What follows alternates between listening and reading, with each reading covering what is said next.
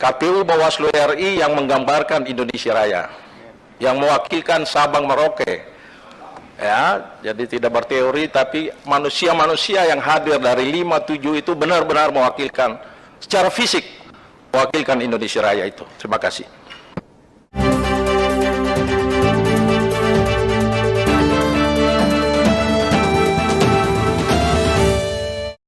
Komisi 2 DPR RI melanjutkan uji kelayakan dan kepatutan untuk 14 calon anggota Komisi Pemilihan Umum KPU, RI dan 10 calon anggota Badan Pengawas Pemilu, Bawaslu, RI masa jabatan tahun 2022 sampai tahun 2027 pada hari ini Rabu, tanggal 16 Februari tahun 2022.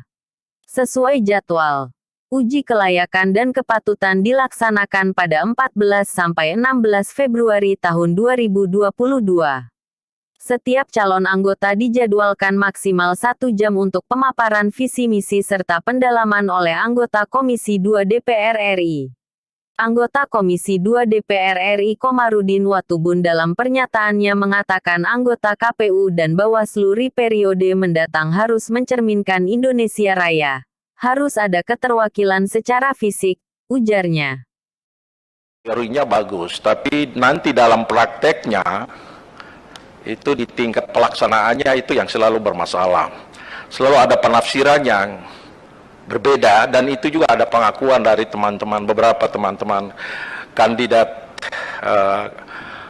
KPU beberapa hari lalu, bahwa memang karena masalah rekrutmen penyelenggara di level bawah yang sangat singkat, luas wilayah, dan seterusnya. Kira-kira itu bagaimana cara mengatasinya kalau Pak Fritz kemudian terpilih kembali untuk periode kedua? Dengan pengalaman ini tidak boleh terjadi lagi, supaya apa?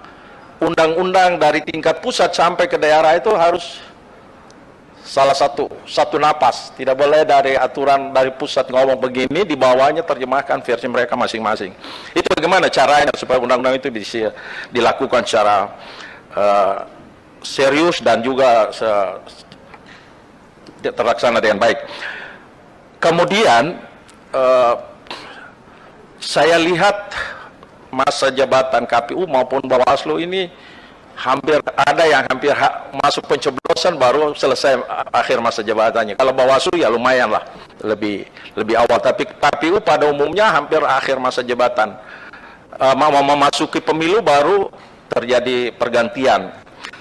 Nah, menurut Pak Fritz ini mempengaruhi atau tidak pelaksanaan pemilu 2024? Kalau mempengaruhi, apakah perlu kita lakukan rekrutmen KPU Bawaslu di level bawah ini dalam rangka untuk melahirkan pemilu juga yang berkualitas, itu mulai dari 2022 supaya ada waktu yang cukup untuk mempersiapkan pemilu yang lebih baik. Itu pertanyaan kedua. Yang ketiga ya, kita berdoa supaya komisioner KPU maupun Bawaslu itu mencerminkan Bhinneka Tunggal Ika secara teori maupun prakteknya nanti. Di KPU Bawaslu RI yang menggambarkan Indonesia Raya, yang mewakilkan Sabang Merauke, ya, jadi tidak berteori, tapi manusia-manusia yang hadir dari 5-7 itu benar-benar mewakilkan secara fisik, mewakilkan Indonesia Raya itu. Terima kasih.